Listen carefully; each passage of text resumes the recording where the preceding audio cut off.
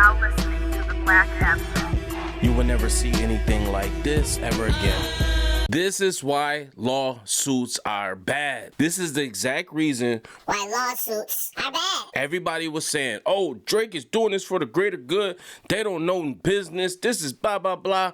This is exactly why lawsuits are bad. What up, y'all? I go by the name of the Black Abstract. Shout out to all my grinders and grinddads out there. That's what I call all my people that subscribe to the channel. Drake apparently had a hand in the Clipse, which is the duo of Malice and Pusha T, getting removed from Def Jam. Not directly, but like indirectly. So this is the situation. The Clipse finally got back together after 2009's Hell Have No Fury. That was the last album they did together. No-Malice decided he found religion and he wanted to walk a different path. So it's entered the Pusha T era. That's why we got a slew of Pusha T classics. You know, we got the legendary beef between Drake and Pusha T where it was revealed that he had a son, and the whole Good Music stint. Now, bring it full forward, the Clipse are reunited. They got teased 2 years ago. They had a song at Paris Fashion Week which seemingly took shots at Jim Jones.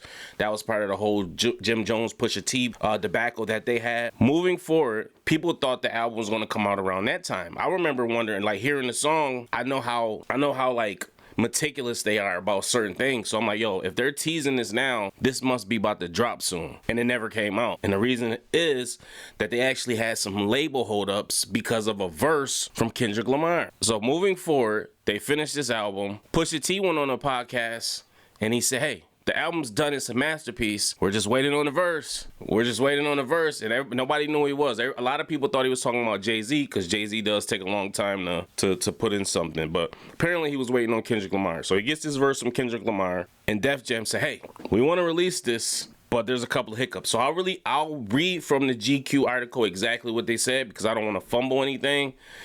So this is what it says, and I'm paraphrasing because I had to skip down because it's a great article. Read it in its entirety. You can read it online. You don't have to get the magazine. If you do want to get the magazine just to support them, feel free to do that as well. But they got some excellent photo work in here, and it just feels good to feel the Clipse again. Like the life just feels balanced. But anyway, here we go. It said if you expected the album last summer, the brothers sympathized. That's what I said. The album was supposed to come out sooner. So did they. It says Pusha says they felt confident, proud, and assured of themselves when they presented the music to Def Jam. The label loved what they heard, except for Kendrick Lamar's verse on the thunderous Chains and Whips.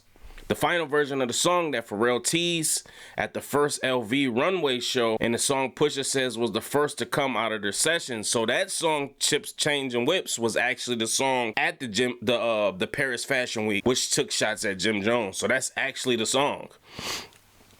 The final version of the song that Pharrell teased at his first LV runway show, and the song Pusha says was the first to come out of their sessions.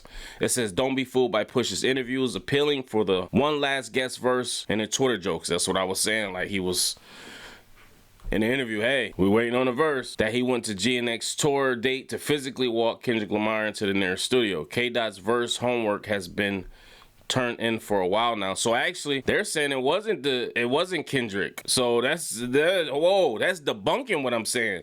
They're actually saying it wasn't the Kendrick verse, but that could be some bullshit. It's some bullshit. It was Kendrick. If it's not, we'll see when the album comes out who's on there, who normally takes a while. If it's not Kendrick, it gotta be Jay-Z. But I think he's just trying to downplay it because, you know, we the Clipse. We ain't gotta wait on no verses, like especially now from Kendrick Lamar. And not saying it like that, but they have worked together in the past. All right, but this is what it says. It says, but after a summer of beef between their two biggest artists that resulted in a still ongoing lawsuit from Drake, Def Jam's parent company UMG blanched out at the antagonistic optics. Damn, that's some bars for you right there. Optics of two of Drake's biggest enemies linking on wax. Pusha calls their apprehension stupid. He says primarily because none of the bars in Kendrick's otherwise excellent verse could really be perceived as a shot or even a subliminal. It does, however, contain a stutter line. Therapy taught me how to open up. It also showed me I don't give a fuck. Pusha can barely contain his disgust recounting how the stalemate with Def Jam played out. He said they wanted me to censor Kendrick's verse, which of course I never was doing, he explains. And then they wanted me to take the record off.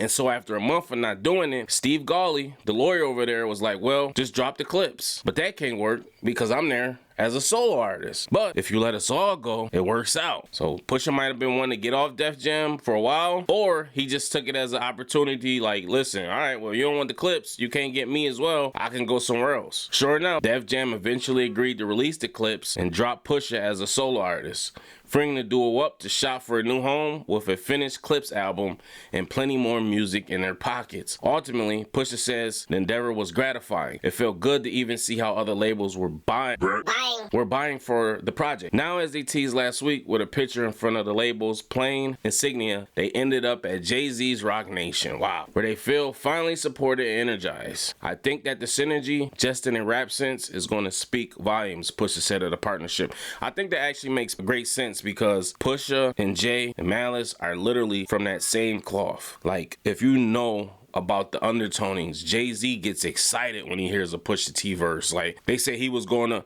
when he was getting inspired or doing that album, he'd go to Pharrell, like, yo, he'd be working with Pharrell, what Pusha working on? Like, let me hear something. And then Pusha be doing the same. Yo, what you got? What? Let me hear what you did with Hov. And they like, oh, okay, I gotta top that. So they got like this kind of rivalry, this underlying rivalry between each other. I think it just made for some classic songs. I don't know if Rock Nation is just management, but apparently they are a label as well still. I don't know if they're going elsewhere for distribution or if Rock is the distribution. And on top of that, Friday I'm dropping a new single called Joint Joint. I'm gonna post it soon. Make sure y'all you know, when you want to join the reminder, make sure y'all do that.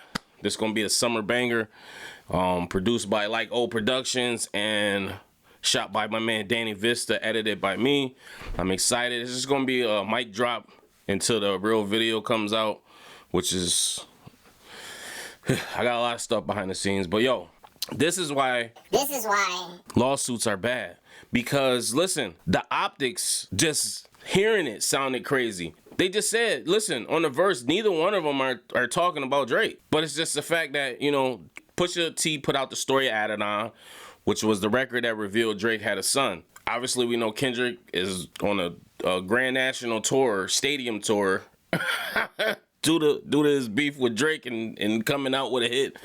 Super Bowl, like, he's had one of the best years of his career, probably the best year of his career because of Drake. So these two getting on the track, that looked like they just kicking the man while he's down, so I could see it. But Universal was saying, listen, we just don't even want him using this as collateral, and we don't want him even using this in the lawsuit for any more ammo because it's just gonna look away. Even though they're not saying nothing, he might find something. Oh, look at. No, this is proof. Both of these artists, blah, blah, blah. Now look at. And Universal signed off on this. Why would they sign off on two of my biggest enemies working together? I'm the biggest artist. Why would they do it? It's just optics. It just looks a certain way. So it's just whole shit. This is why we saying.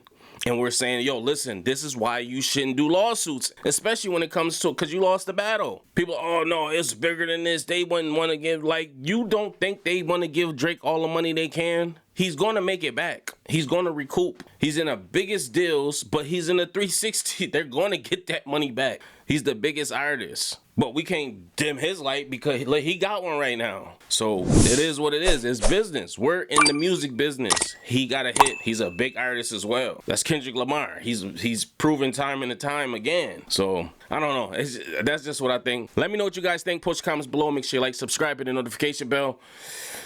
Peace.